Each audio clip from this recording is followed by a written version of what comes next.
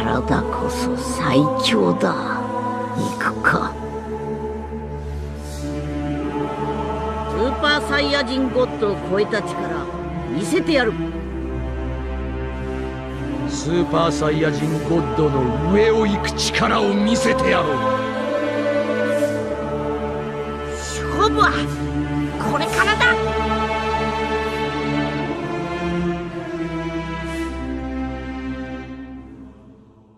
Salut tout le monde, c'est Ansei, j'espère que vous allez bien. On se retrouve aujourd'hui ensemble pour parler de l'épisode 89 de Dragon Ball Super. Alors ce sera une vidéo, je pense, certainement pas très longue parce que j'ai pas, franchement, beaucoup de choses à dire sur l'épisode. Je savais pas trop d'ailleurs si j'allais en parler ou pas, mais il y avait quand même 2-3 petites choses. Je me suis dit que ce serait sympa d'en parler avec vous et j'ai envie d'avoir votre opinion là-dessus. Donc c'est un épisode qui m'a pas spécialement déçu parce qu'en toute franchise, je l'attendais pas spécialement. Quand j'avais vu la preview et tout, ouais, je trouvais que ça faisait, ça sentait vraiment le gros fillers ici. Bon voilà, faut combler, faut rajouter les 2 derniers personnages. Donc je l'attendais pas plus que ça. Et finalement, je l'ai regardé comme ça, tranquille, à tête reposée. Je me suis plutôt poilé, je me suis bien marré parce qu'il y avait un côté très Dragon Ballesque, tu vois, je sais pas si ça se dit, mais dans l'épisode, mais vraiment la jeunesse de Dragon Ball, la première série. Tu vois, tu retrouves un petit peu le charme de cet épisode-là. En même temps, ils étaient un peu obligés de jouer là-dessus, c'était pour moi obligatoire d'essayer de donner cette atmosphère. Quand tu réunis un Goku, un Tenshinhan, bon il y a Chaozu aussi qui est là, et un Muten Roshi, tu sais qu'en plus il va y avoir une nana dans le tas, voilà, forcément tu t'attends à retrouver un petit peu des petits passages qui font sourire, cet humour un peu loufoque de Dragon Ball. Donc du coup c'est un épisode que j'ai regardé avec le sourire. J'ai pas forcément regardé pour son histoire, mais plus pour ce qu'il me proposait là.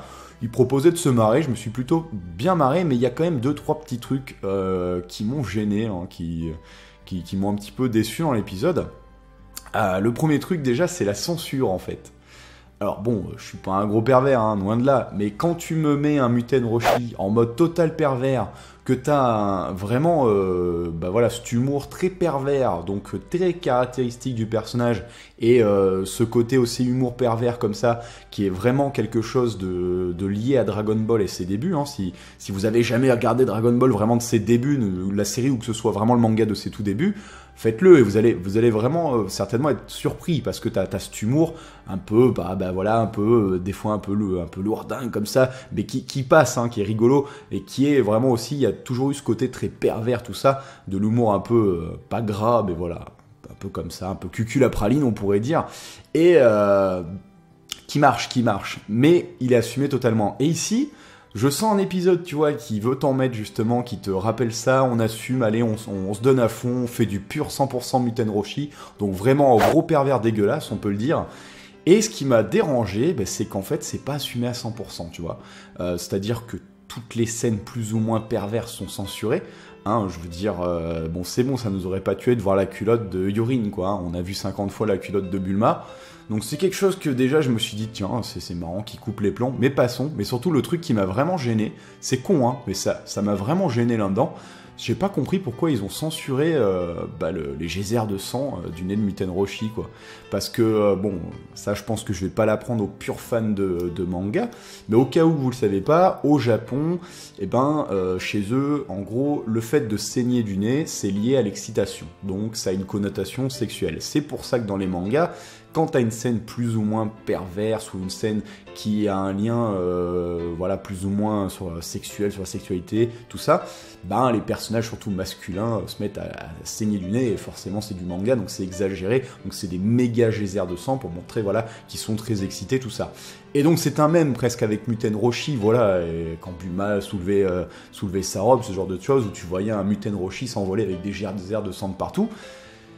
Et là il remplace ça par de la fumée, quoi. C'est complètement censuré, du coup je trouve que ça fait con, et surtout je me dis, merde putain, s'ils en viennent à censurer ça, alors je veux bien, y a pas de souci, Dragon Ball, ok, surtout Super, je vois déjà les gens qui vont dire, ouais mais de toute façon c'est fait pour les enfants, machin. Oui, certes, ça cible un public plus jeune, mais ça cible quand même un public assez large, puisqu'il y a quand même des notions qui sont faites pour le vieux public, hein. Donc ça sert, voilà, c'est sûr, ça vise un public plus jeune. Mais j'ai envie de te dire, quand tu fais un épisode comme ça, où tu amènes vraiment ce gros côté pervers, où tu as dans les dialogues quand même, hein, des trucs presque un petit peu gras quand même, hein, notamment avec le coup de la méchanceté, hein. Bon, je vais pas vous refaire l'épisode, mais voilà, vous voyez ce que je veux dire. Bon, quand même, t'assumes ou t'assumes pas, quoi. À la limite, tu dis que l'épisode, il est interdit au moins de 12 ans, et puis voilà. Mais du coup, je trouvais... Enfin, bon, c'est rien au bout d'un moment, un geyser de sang des narines, et tu te dis... c'est con, hein, c'est un épisode filler, rien à voir, c'est secondaire et tout. Mais moi, je me dis, putain, pour qu'ils aient été censurés ça, alors je sais même pas ce que ça va donner en VF, hein, cet épisode, il sortira pas, alors en France, hein, c'est pas possible. Et tu te dis, mais putain, s'ils censurent ça... Ça va donner quoi les combats? Non, parce que là, on n'est pas prêt de revoir un mec se faire couper en deux, de revoir un trou dans la poitrine d'un gars. Bon, déjà que c'était pas hyper folichon, c'était quand même assez censuré. D'où le fait que souvent les combats, je préfère les fights du manga, même s'ils sont statiques, au moins il y a du jus. On va encore dire que je suis un gros taré, mais bon, tant pis. Mais ouais, donc je me dis, je m'inquiète un peu, je me dis merde, ça va être putain de censuré en fait, hein.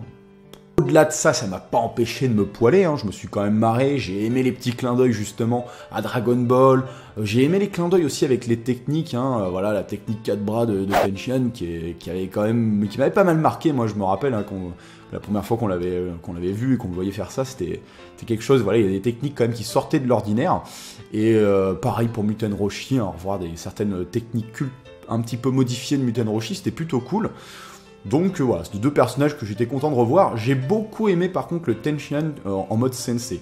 L'introduction déjà de l'épisode, la localisation où il se passe en fait cette espèce un petit peu de Chine ancestrale tout droit sorti des contes, hein. En plus à la base Dragon Ball justement c'est un conte chinois, donc il y avait vraiment cette atmosphère là que j'ai beaucoup aimé, tu vois, en introduction d'épisode. Et idem, j'ai adoré le Tenshinhan en mode sensei comme ça, en mode maître aguerri. En plus bon voilà, c'est quand même un putain de maître d'arts martiaux, hein. Tenshinhan il a parcouru le monde seul, c'est un petit peu un loup solitaire qui s'entraîne constamment et tout, tu le voyais tout le temps s'entraîner avec des trucs de ouf et tout. Donc je le trouve très charismatique comme ça. Pareil la scène où il enlève la veste, où il tombe la veste et tu le vois torse nu, parce que voilà, quand même Tenshinhan, moi j'ai toujours été habitué, tu le connais, voilà, toujours torse nu machin, avec la méga cicatrice que lui avait infligé Tao Pai Pai, tu connais les bails. Et du coup c'est vrai qu'il y a quand même un bon charisme qui se dégage du personnage, comme quoi tu peux faire un personnage qui, oui, hein, en termes de puissance il est complètement dépassé, il a des années-lumière de ce qui se fait. Et il a quand même un charisme, et notamment grâce à son seiyuu, hein. Je sais pas ce que vous avez pensé du seiyuu, j'aime beaucoup la voix de Tenshinhan, il a une très bonne voix, un très bon timbre de voix, et en plus en mode sensei comme ça le fait plutôt bien. Après par contre, je vais pas vous mentir, toute l'intrigue avec Yurin et tout, alors là par contre j'étais un petit peu en mode Osef. Yurin, bon, on s'attendait, il y avait des petites spéculations, j'avais vu à droite à gauche, j'avais vu notamment le poteau Léo qui se posait la question si ça pouvait pas être la sœur de Krillin ou un truc comme ça. C'était intéressant comme truc. Bon, finalement c'est un personnage assez bateau en fait qui vient finalement du passé de Tenshinhan. Bon voilà, c'est un personnage un peu introduit un peu à la zob. Bon, il m'a pas plus intéressé que ça. Mais voilà, bon, ça se regardait avec le sourire, c'était sympa. Après, dans l'épisode, c'était l'occasion aussi de retrouver vite fait donc Kabe avec Caulifla, donc la Saiyajin.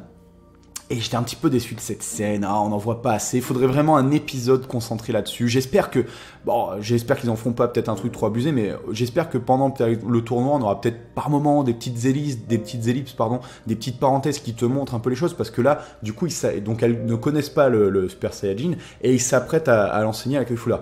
Et du coup, c'est l'occasion de voir Cal, donc, entre guillemets, la brelette, hein, donc la fameuse Super Saiyajin Berserker, apparemment ça s'appellerait.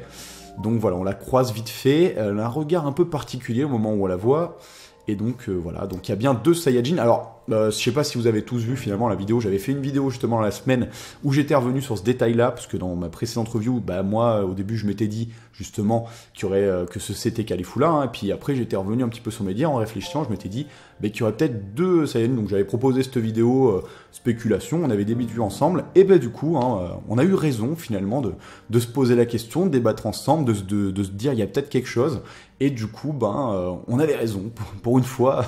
Bon, on a eu déjà raison de temps en temps, mais ça fait plaisir quand même de voir voilà, que Bon, après, moi, je pensais vraiment qu'elle viendrait pas de l'univers 6. Bon, je me suis planté, du coup, les deux sont là. Alors, il y avait beaucoup qui faisaient la spéculation, ce sera peut-être des sœurs et tout. Bah là, pour le coup, j'ai envie de dire, ouais, c'est peut-être possible. Par contre, c'est assez marrant de voir ce personnage qui va être censé réservé, un peu timide, apparemment n'aimant pas le combat, au milieu de cette bande de personnages un peu malfamés. Alors par contre, je sais pas vous, j'ai hâte d'avoir aussi votre ressenti là-dessus. Par contre, autant Caulifla, j'aime bien le personnage, je suis assez content de son seiyuu, j'avais peur d'une voix désagréable.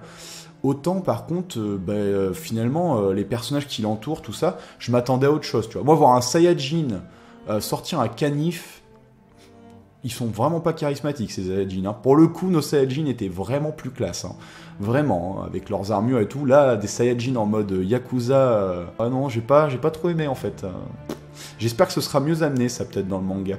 Je m'attendais à un truc plus badass, quoi. Ils ont pas de charisme, hein, ces Saiyans. Hein. Enfin voilà, c'était à peu près mon avis sur l'épisode. Alors je sais c'est une vidéo assez courte, j'avais pas énormément de choses à dire sur l'épisode, mais par contre j'ai pas mal de choses à dire hein, sur toutes les infos qu'on a eues, toujours l'épisode 90 et sur toutes les infos qu'on a eues. Donc je vous réserve une autre vidéo qui arrivera très vite sur la chaîne où on va parler, pour ceux que ça intéresse, hein, ceux qui sont un peu au courant de tous les spoils, je vous proposerai une vidéo où on va parler de tout ça, il y a plein de choses à dire hyper intéressantes. Donc voilà, on se donne rendez-vous très vite, restez abonnés à la chaîne, suivez, ça devrait arriver assez vite. Hein. Bon, j'ai la vidéo My Hero Academy à faire aussi, mais ça arrivera assez vite. Voilà, n'hésitez pas à partager quand même votre avis, qu'il soit bon ou mauvais, dans l'espace commentaire. J'ai hâte d'avoir surtout vos avis pour le coup ici. Bon, les avis sur l'épisode, bon, en soi, l'épisode n'était pas ouf, donc voilà. Mais surtout vos avis sur tout ce qui est côté censure et tout. Est-ce que c'est quelque chose, vous aussi, qui peut-être vous fait un petit peu peur? Bon, on ne coupera pas, on le sait, hein, comme je le dis. Hein, c'est pas à l'épisode 89 qu'il faut se réveiller et se dire... voilà, c'est censuré depuis le début, hein. On n'est pas bené, hein. Mais je trouve quand même, j'ai l'impression qu'on a encore un peu augmenté le seuil de la censure. Et ça fait un peu chier quand même. Enfin bon. Allez, je vous dis à la prochaine, prenez soin de vous, tchuss ça.